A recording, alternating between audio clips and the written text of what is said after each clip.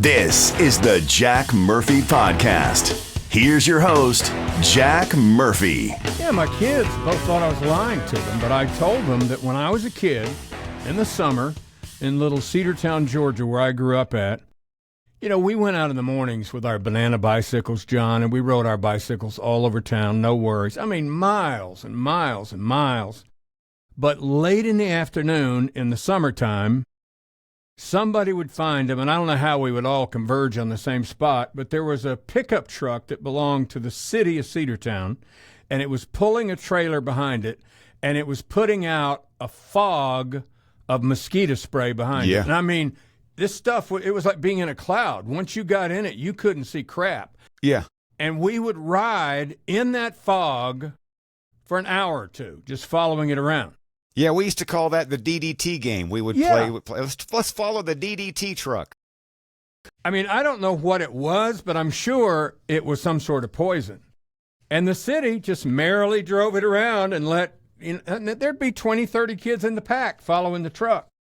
I always find it interesting when a substance or a spray will kill a roach, but it's safe for humans. Yeah. Like, but don't they breathe the same air we breathe? Don't they Exactly. obviously eat the same food we eat? And those folks at Raid, they have figured out some way to sell you different things. Like, couldn't they just make one poison that would kill ants, roaches, wasps, hornets, all the bugs? But no. Yeah, what's the difference? I mean, like, does this burn more? Have you ever sprayed it? It smells identical, but they have one that's just for wasps and bees, and then one that's just for spiders. And I think it's all the same stuff. They put it in a can with a different label just to trick us. I tell you what, one of my favorite things to do is get a brand new can of wasp spray with the nozzle on it. The one that squirts about 30 feet? Yeah, because you've got to be at least 30 right. feet away, and just killing them, surprising them, and then running like a little girl through the yard away from them. Now, have you seen the trend on social media where people take like a little bowl of gasoline, or depending on the size of the nest, right? Mm-hmm. So it's a little wasp nest. They take a bowl and they get on the ladder and they really slowly get up there, and then they pin the bowl to the ceiling of the porch so the wasp nest is completely surrounded, and the gas fumes start killing the wasp and they fall into the gasoline. Why would you want to do that? Because it's fun. It's very satisfying. I follow this wasp killer, a pesticide guy on YouTube, right? And he sings little songs while he's killing these animals. He loves killing wasps. He'll spray them with like the Gorilla Glue. He'll put different things on them, spray foam, just to mess with them. He sounds like the guy I follow on YouTube. This guy's out in I forget what town he's based in Arizona, but they have a terrible killer bee problem in Arizona now. Like, he says that there are no domesticated bees anymore in Arizona. They're all killer bees now. But he's the guy they call, and he comes out with his helper, and they suit up, and they use this special poison that's it's made from chrysanthemums or something. It's supposedly organic. But he does the same thing. He sprays that liquid glue, and he'll take the side off a storage building or a camper. The hive is like 8 by 10. Yeah, very satisfying. Just millions of them coming at him, and he just gets in there and does what he has to do. Now, check this out. Many years ago now, I noticed I had a couple of bees in my house. So turns out I had what the beekeeper guy came out, and he had to bring his thing with him and the smoke and all that, because you can't kill bees, because bees are cool in the gang. Right. But you don't want them in your house. Did you know bees are an invasive species? But the honeybee's not, is it? Yes, it is. There were no honeybees in North America. They were brought over here by the Europeans. Well, damn, now I wish I'd have killed them. The European honeybee. But we depend on them now to pollinate our crops. Go ahead. So the guys came by and he said it was the biggest beehive he had ever seen, and he had to luckily it didn't cost me a lot. He was able to get through it under the eave of my house. One little hole, and these bees went in there, and I got some free honey out of the deal, too. Cool. I love honey, love bees. I don't have anything against them, but the killer bee is very dangerous. And, they've spread all over. In fact, last year, there was a man killed all the way up in Connecticut by killer bees. When I was a kid, that was one of the big fears. Remember, the killer bees coming. They were coming. They were going to take over. They'll be here by 1980. But, John, that's just one more reason to be ready here in these end times. I don't want you left behind if you're attacked by killer bees. Do they mention killer bees in the Bible? It says pestilence. I would include that as pestilence. I thought that was more locusts and stuff, though, not like bees. They will have that, but pestilence, that encompasses a whole lot of different things. You're really convinced that these are the end of times? Yes, sir. Anyway, welcome to the Jack Murphy Podcast. Thank you. Great to have you with us here today. Available on all major platforms except Apple and iHeart. But I hope to rectify that by the end of the week. I've been working hard, John, haven't I? Apple Podcast, that place still around? I have been working hard. We're on the brand new platform, which I love, and everything's going just wonderfully. I do have a little bit of bad news today. You know, I've told you before, John, looking at the analytics, most of our viewers out there are the women. About 75% of the Jack Murphy Podcast listeners and viewers are women between 35 and 65. And so the news that I bring to you today is going to be painful. So hang on, now, just to get these numbers straight, the women portion of the Jack Murphy Podcast audience makes up 80 of our subscribers, and the other 60 of our subscribers are men. There's no need to minimize it. The subscriber base is growing astronomically. Okay, I got you. By the way, if you haven't, go ahead and ring that bell and subscribe right now. Be subscriber 143 now. Yeah, we're trying to get to 150 by the end of the week. It's not too much to ask. Anyway, I'm beginning to wonder. This news is really going to hurt a lot of the women out there. Eric Dane from Grey's Anatomy. You know, that was the show that guys hated because women loved it, and it spawned all those nicknames, McDreamy, McSteamy, McThis. He was McSteamy, and watching that show reminds me of Another Life and Another Wife. That was 2 wives in, and that was our show, Grey's Anatomy. So I got to know the other guy, McDreamy, which is Patrick Dempsey. Yeah. And so then the second wife was a big fan of the show. Second wife was a big fan of the show, not of me. But I got to know that show, and Eric Dane, very sad. He also, isn't he the same guy that's in that series called The Last Ship? Now, I haven't followed him since the Grey's Anatomy days. I'm pretty sure that's it. He's in a show called The Last Ship, which is a very good premise. He's in charge of this missile cruiser, and they're out on the open ocean, and some virus sweeps the world and kills just about everybody. He's the captain, and they're going around the world trying to stay alive. Pretty good series. But anyway, bless his heart, he revealed to Diane Sawyer that he has ALS, which is about the worst thing you can possibly get. I've had several people in my life who had it and succumbed to it, and it's a cruel, cruel disease. Much like cancer, but ALS, it can be very fast. I mean, I've known people who get it, and 60 days later they pass away. Or it can be painfully slow, and that's the worst because it takes away your ability to move any of your muscles. The drummer or the guitarist for David Lee Roth's 1991 album, he was on one album. Mm-hmm. He had to leave the tour early in 1991 because he was starting to suffer early effects of ALS, and he's still around. Yeah, that's what I mean. See, some people hang on forever with it, and you wind up in a bed with a tracheotomy to breathe for you. It's terrible. He said he first noticed it. As you get older, you got to... Hopefully you're in touch with your body. Like, I feel like I'm really in touch with my body. I know when something's wrong, Some of us more than others. Yeah, because if you work out, you exercise, you know when something's not right. And he jumped in to swim with his daughter, and he noticed he had extreme weakness on one side of his body, and he couldn't swim like he used to, and he went in for a checkup and got diagnosed with it. And there are some treatments that, can prolong your active life. I don't want to be prolonged. If I got that, I want to go. I just mean they can help with the early symptoms. Stave it off a little bit? Yeah. Once you get full-blown, it's done. It's like Parkinson's. My brother-in-law is suffering from that right now, and it's another terrible disease. So, damn, is anybody around you healthy? Yeah, a lot of people are, but there are a lot of old people around me. And when people get old, you're going to get, diseases. Every time I get a pain or something now, I'm like, is this the end? Is this the beginning of the end? Well, call me. I could probably diagnose it for you. I've had so many friends and relatives that have been sick with everything you can imagine. It's terrible. Sick of you? I'm a big fan, I don't know about you, of Dolly Parton.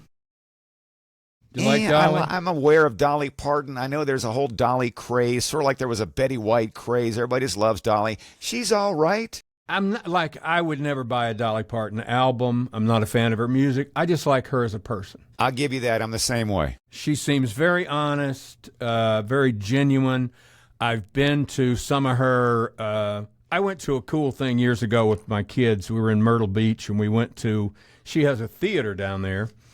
And it's crazy. It's a big arena, right? So in the middle, it's dirt, and they serve you food. You sit in these stands, and they serve you a full meal, like chicken and biscuits. It's like medieval times? It's sort of like that, only it's north versus south. I've heard of this. Yeah, and they have horses that come out. And it was just great family entertainment, Now, see, I when you mentioned that, it reminded me, because I don't like those kind of things. I went to medieval times once. All I could think about was all the dust flying up from and getting into my chicken. Yeah, we went to that too. I didn't like it that much either, but it was good family entertainment. My kids loved it, so I was okay with it. But Dolly, she's quite the entrepreneur. She has got so many things going on. She's got Dollywood. She's got those theaters in Myrtle Beach, and now she's opening up a new line of hotels. Yeah, I hear this. Why doesn't she just take a break? She's got $500 million. She's 78. And I know what you're going to say. Well, some people get their, They're worth. just wired. She's wired different. I am not wired that way. If you had a Dolly Parton money, would you get into other businesses, or would you just chill out on the beach? John, you would never see me again. I wouldn't take your phone call. Yeah. I wouldn't take a text, an email. I would block you. Nobody would know my number, where I was, what I was doing. I would be gone. I don't understand why people want to work. The new hotel is going to be called Song Teller. It's opening in Nashville in the spring, right across from the Ryman Auditorium. I bet it does very well. And I bet they have double D occupancy. Thank you. It's going to have 245 rooms, 2 entertainment venues, and a museum called Dolly's Life of Many Color Museums. And again, why do this? Who needs this? Who's asking for a Dolly Parton hotel? And they're going to have, it's going to be like a lot of these hotels now. You get a free breakfast in the morning, and they have an ice cream dispenser. It's 2 boobs turned upside down, and the ice cream comes out of the boobs. So you get the vanilla ice cream, and if you want to be a little freaky deaky, you go for a little chocolate ice cream. Exactly. And I'm not a fan of it. I hate to watch it. It makes me gag, and you know how against hot dogs I am. They'll kill you. But there was a big announcement yesterday, at least I got an email about it, that Joey Chestnut is returning to the Nathan's hot dog eating contest on the 4th of July. He backed out last year. Yeah, now, I don't see, the way I see it, that's kind of they get a big glass of water. All they do is just basically inhale these hot dogs. Mm-hmm. I want to see them load them up with relish and onions and have to eat it like a real hot dog.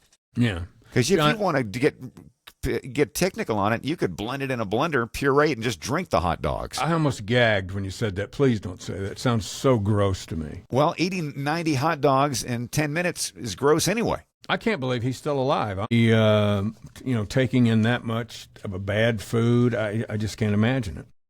But you got to condition yourself. It comes from many years of eating the wrong meal or the wrong foods. All right, I don't know if you saw it, but I saw the most entertaining video last night that I've seen in a long, long time. I go back with the Iranians, John, to 1979. I don't know, you probably don't remember this because you're a little younger than me, but 1979, Jimmy Carter was the president, and the Iranians stormed the American embassy. They had a revolution. They threw the Shah out. The Shah came to America, and they stormed our embassy, and they took all of our embassy employees hostage. I can't remember the exact numbers. 53? Something between 50 and 60. And it was horrible because these were Islamic diehards. A lot of them were students, young people. In fact, remember the guy that was the president of Iran 2 or 3 times? Ahmadinejad? Yes. He was a young student. He was involved in that at the time. But they took them hostage, and, they said any attempt to rescue them, we're going to kill them. It's one of those things. It was just painful every day because we couldn't get anywhere with them.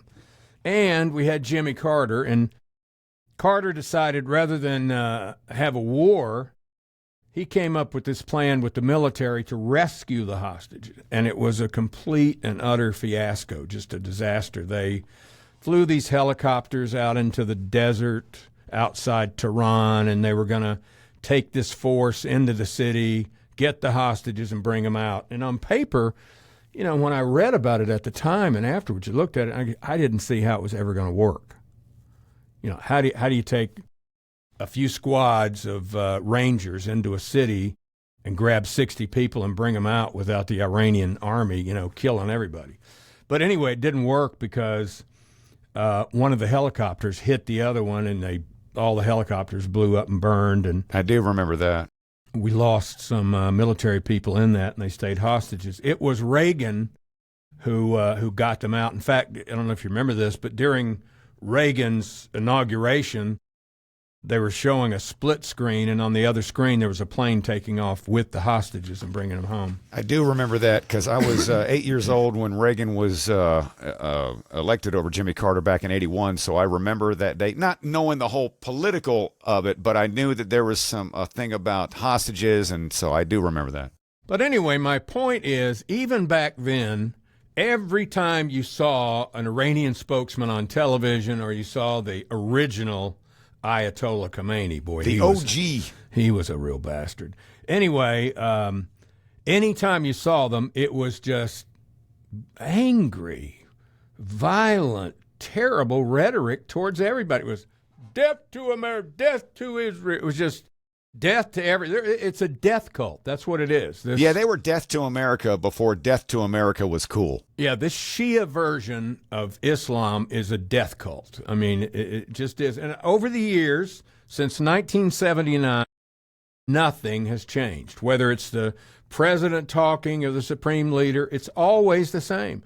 Death to America, death to Israel. Their goal is to wipe Israel off the map and take over America. Iran is like a chick. They are never happy. You lift sanctions on them, they're not happy. You don't go to war against them, they're not happy. They're never happy. For a nation that treats women so poorly, they sure do act like a chick. And, they hate the Palestinians, even though the Palestinians are Sunni Muslims, which whenever they're not killing Christians and Jews, they're killing each other, the Sunnis and the Shiites. But nothing has stopped. To this day, 2025, it's still death to America. Well, last night, their show, I don't think a lot of Americans have a grasp of the full picture. I mean, there's some damage being done in Israel, no doubt, but Israel is just kicking their ass. I mean, they're blowing up all their planes, their airports, their missile batteries, their nuclear facilities. It's a real butt kicking that's going on. If Iran doesn't have nuclear bombs, why are they always starting things with other people? They're like chihuahuas. They think they got power and they're mean and all that, but the world kind of looks at them like, go away. Well, they do it through their proxies. And if you look at what's happened over the last year and a half, Israel has eliminated all the proxies. They've eliminated Hamas in the Gaza Strip pretty much. They've eliminated Hezbollah in Lebanon. They've eliminated, along with the United States, the rebels in Syria. Yeah, but Israel has had some assistance. It's not like they're out there alone fighting it all by themselves. I said with America. I mean, we're providing them with the arms and the airplanes and the intelligence and all that. But last night, they were showing the news in Iran. And I guess they just have the one channel there, what would it be called? We're Very Mad. WVM is the network, and they have this. Wait a minute, was that a joke? Yeah, they have this this woman newscaster, and she's got on the complete Muslim garb. All you see is this much of her face. Yeah, she's got sexy eyes. And she's standing up, and she's just like practically spitting out of the mouth. She's so mad. Death to the like any woman at any time of the day. Yeah, just waving her arms around, telling, we're going to destroy America. We're going to wipe. She's just going. And then a missile hits the building. It was hilarious. And I'm going to attempt to bring up this video. Hopefully the tape machine works. So far, it's not working too well. I was on the edge of my seat.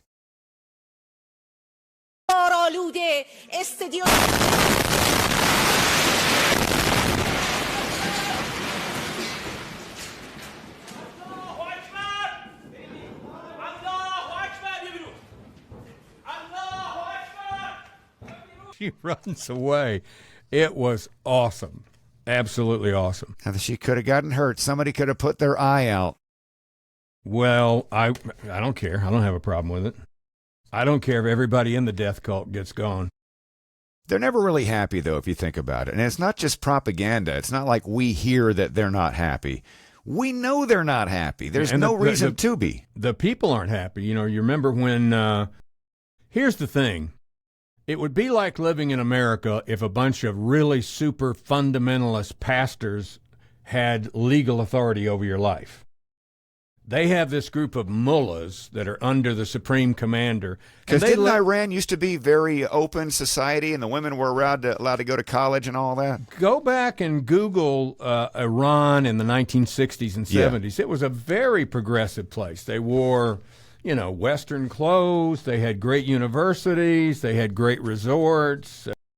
Women didn't have to put on that black. Can you imagine putting on that black outfit covering your whole face and walking around in 120-degree weather? I kind of don't mind that. That way you ain't got no woman on Instagram over there. Nobody's acting like a thought. Nobody's going for likes and hearts. But anyway, I don't know if you remember this, but there was a woman that they arrested, whatever the Iranian secret police is. They arrested her. This has been a couple of years ago. I forgot what for. She didn't have on her head covering. Mm-hmm. And the beekeeper hat. Yeah, they tortured her to death. She died. And there were tremendous uprisings in Iran, and then the government quashed them. So I think they're ripe for a revolution if the right things happen. And I think, you know what else I think? I think right now, if Israel wanted to, and I heard Trump vetoed this, I think if they wanted to right now, the Israelis could kill Khomeini at any time. If they do that, though, then they got to take responsibility and they got to take it over, which means we will be responsible for Iran at that point. I don't think they have to take it over. I think that they have other leaders under him that would take. I mean, they've taken out everybody under him. Would you want to be a general in Iran right now? I mean, there's a possibility they could find somebody who's level-headed, who maybe they could deal with, but there's also the fact it could be a Kim Jong-il, Kim Jong-un, one maniac after another situation. Well, maybe, but it would take him a long time to get it back together. In the meantime, they've destroyed the nuclear program, and that's the main thing. You don't want those jihadis to have a nuclear bomb, that's for sure. Let me see here. Do a cut right there. By the way, John, have you gotten your new Trump phone yet? Trump phone? What is this, like the Obama phone? No, not at all. Obama just gave away cheap cell phones to get votes. He went out into the poor communities and handed out free phones to get their votes. This is like an actual Trump phone. Donald Trump, his son is running the company. Donald Trump has announced his own cell service called Trump Mobile. Oh. It's a gold phone, and it's $47.45 a month. And it's apparently Don Jr. is going to be running the company. Have you noticed that Ivanka and the Trump boys, they're not seen much anymore. The first administration, they were all about it. They kind of backed off this time. Yeah, they're staying in the background. They're doing a lot, but it's all in the background. There's no doubt about that. Absolutely. They're coming up with phones. How many more cell companies do we need? Yeah, and I get my cell service through my cable company now, and people talk about they have $400 bills and all that. I get this cheap deal. You got Spectrum? Yeah. Yeah, they offered me, I have it, they offered me one line for $15, two lines for $30. I have, I don't know what my line is per month, but it's only, I go by the gig because I'm always home anyway. It's just basically Wi-Fi, and my phone bill's like $40 a month. That's awesome. Yeah, I've got their cable package, I've got their internet and their phone, and mine's $85 a month for all three. You remember what a pain it used to be when you'd move to a new city and you'd have to get the cable installed? Now you can just say, hey, Spectrum, hook me up at this address, and you're already on file, and they can do it all with the internet now. It's fantastic. Yep, your house is probably already wired and everything. I saw a guy last night on the news complaining, and the media is trying to make him out to be such a victim. Poor guy. He was in L.A., one of these riots where they're protesting the ICE making arrests or whatever. So the ICE people and the National Guard, they're not shooting real bullets. They've got tear gas and they got rubber bullets, right? And he got shot in the balls. I saw he lost a ball too. He lost a ball, and the other one severely bruised. Well, there was probably a chance he wasn't ever going to use them anyway. So yeah. If you're out protesting at the ICE thing, you're probably not going to use them anyways, right? No, you have no use for them. Have you ever known anybody that lost one? Yes, my junior high school principal, Mr. Slavinsky, who was a fantastic man. How did you know he lost a ball? He told us because he was on a motorcycle as a young man, and right. So he would always talk to us about being safe and all that. He lost a testicle on the road. I don't think it's still there, but got it ripped off. Ooh. I mean, I didn't get too much detail, but he had one. I know because he had a son. That is terrible. Can you still have children? He was a great guy. With only one ball, can you still have children? All you need is one ball. He had a silicone. Now, I do know this about him. He had a silicone ball in there, too. He had a pasty ball. A fakie, just so it would look right. It would hang right. I mean, does anybody look at that area that much? I'm sure Mrs. Need Slavinsky did. I mean, seriously, why do you need that? Okay, well, if a woman you're going to let them cut your sack open and put a plastic ball in there just for aesthetic purposes? I think it was already open at that point. There was no need for them to cut it open. I don't think they do that at the time of the injury. They probably had to go back later and do some cosmetic stuff. If a woman has to get one of her breasts cut off, they will fashion another one so it looks symmetrically right. But they do that much later, and that's totally different. A woman's breasts are on full display. A guy's balls, you don't see. Somebody sees them. Mrs. Slavinsky did, obviously. They have a kid. Whatever. Take it up with Mrs. Slavinsky. Seems like a waste of time to me. Seems like a waste of a plastic ball to me, but hey. So yesterday, the big G7 summit was going on. Trump was there, and he said, you know what? I'm leaving. I'm not signing this deal. I'm out of here.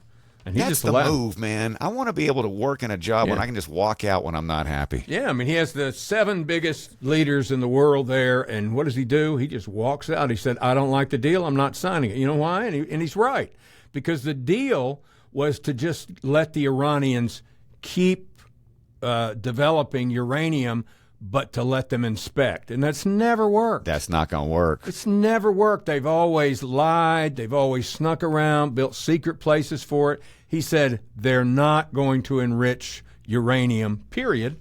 And that's the only thing I'll sign. And so see you later. And he left. So you know what the other G6 countries got done? Squat. Because they can't do it without us. Yeah, what are they going to do without us? And I heard in the past, I think North Korea wanted the same thing, or there's another country where they wanted, if we can do this, you can come inspect us.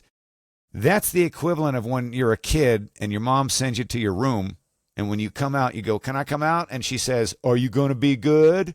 Yeah. Well, of course, sure, but you're never going to be good. Or you have, you got weed stashed in your room or something. You're a teenager. And your parents say, no, I'm going to let you know, I'm your parent. I'll search your room anytime I want to. But you got the weed hidden in there, and your parent texts you and says, I'm going to search your room in 1 hour. Exactly. And then they come in, and you've already ditched the weed, gotten rid of it. That's the way they were doing with Iran. They were telling them, all right, we're coming in 7 days. To inspect well, gosh, they get rid of it all in 7 days. Right. By that time, you got the weed up in the drop-down ceiling tile anyway, and Mom's never going to look there. That's where I hid mine, too. It's a good spot. Allegedly. Karen Bass, the mayor of L.A., she's back in the news getting a little flack because now it's okay for these politicians to advise people on how to break this is a conspiracy, and it's breaking the law. She responded to a question from a reporter on whether or not LAPD should tip off neighborhood leaders if they know ICE enforcement is coming that day. Say that again. She thinks it's a good idea for them to be able to do that. Yes. And I saw they had the chief. That's a spitting in the face of federal law. Exactly. It's a conspiracy to break federal law, and if you did it, it is breaking federal law. Now, I saw the chief of police. I got to give him credit. Chief of police is at a meeting where he had to appear in front of the L.A. City Council, and there was a Hispanic woman that was a council member, this young woman, and you could tell she was very nervous because she's, playing with her hands like this, and she's trying to figure out how to phrase this question without it sounding too incriminating. And basically, she was saying, is there anything you could do to communicate with neighborhood leaders about impending ICE raids so they could respond appropriately? And he said, I don't understand the question. And she goes, and she rephrased it, and it was a lot clearer. Basically, she wanted him to tell the neighborhood leaders when ICE was coming so they could hide all the people. And he said, no, I can't do that. That would be a violation of federal law and obstruction of justice. But doesn't he work for Karen Bass? Yeah, but she cannot instruct him to break the law. She can massage things. She can make him be other places. You know what I'm saying? She can play the game if that's what she wants to do. I know he's bound by federal law, but she is his boss. John, you know how progressive you and I both are in our views of just. I know you are. You're very progressive. Even musically, you would probably be shocked at some of the artists I'm aware of, like Lizzo. Are you familiar with Lizzo? Oh, I'm familiar. She is huge, isn't she? Although she's on the GLP-1 and she's lost a lot of weight, but she's still big. I'm really not a fan of Lizzo, but Lizzo is very, very upset because the sheriff of Brevard County, Florida, is vowing to apply the law if leftist rioters turn violent. Have you seen the clip of this police chief? Is this the one that says run them over if they get in your way? Well, Governor DeSantis said you could do that. He said, look, if these people go out onto a major road or highway and they're standing in the middle of the road and they get ran over, no motorist is going to be charged because I know several sheriffs have echoed that as well. So it's against the law to be out on the freeway on foot, and so if you're out there and you get hit, it's your own fault. But this guy said, if you flee arrest, you're going to go to jail tired because we're going to run you down and put you in jail. And he said, if you hit one of us, you're going to the hospital, then jail, and most likely getting bitten by one of our big, beautiful dogs that we have here. And if you throw a brick or a firebomb or point a gun at one of our deputies, we'll be notifying your family where to collect the remains because we will kill you. Yeah, and speaking of that, Donald Trump says, if you spit, we hit. And I saw some people on TV in the news. Yeah, they were like, this is horrible. That's obviously too much force and retaliation. No, that's assault. He's telling you straight up, if you do this, yeah. you're going to get assault. hit. You don't know if the person spitting on you has some horrible disease or AIDS or COVID or whatever it is. But they have rights because they're just speaking out. Yeah, screw them. Hey, let me ask you a question. So for anyone who says you're against immigration because you're racist, imagine if you and I went to go get some lunch. We're going to Captain D's, right? Mm-hmm. And we walk in, and everybody at the restaurant who works there is a French person. Right. And they're speaking French, and they're like, oh, can I take your order?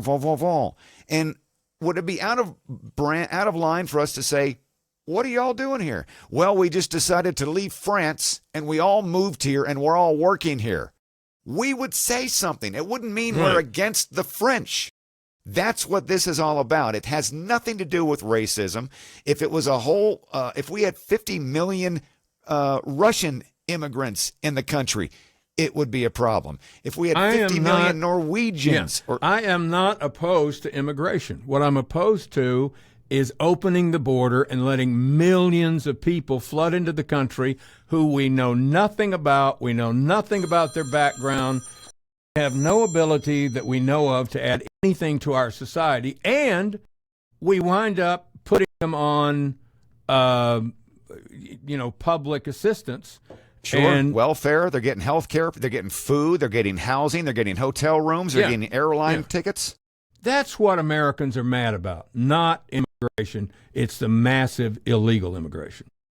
And they try to say you're racist. If it was 50 million Scandinavians, I would feel the same way. What are you all doing here? And you need to go through the proper channels. Just like you and I can't go to Switzerland and just walk in.